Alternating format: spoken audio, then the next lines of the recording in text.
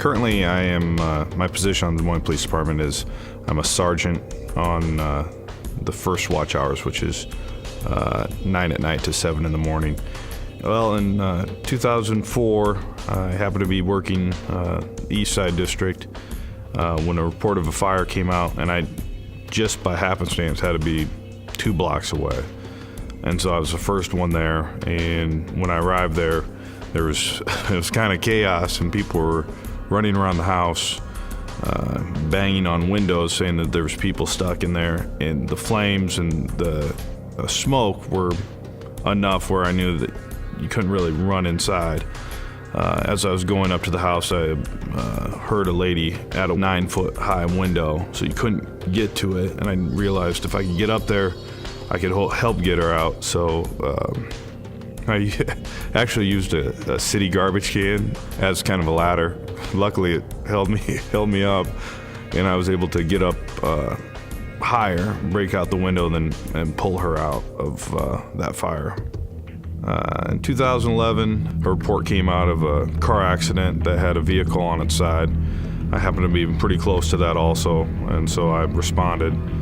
There's people laying in the street, there's cars on its side. One car is on fire, another car is on the other side of the road, and then there's people kind of gathering around and other cars are parking, so you don't really know what's going on. First thing you want to deal with is the fire.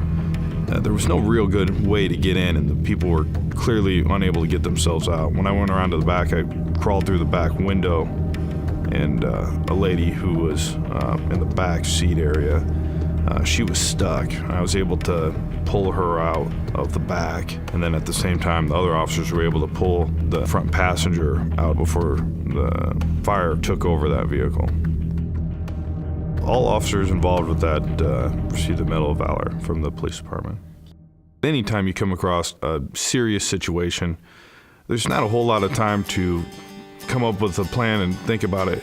You just have to problem solve very quickly and take in the situation as best as you can, and then figure out the best scenario you can, at least in your mind, at that time to resolve that situation.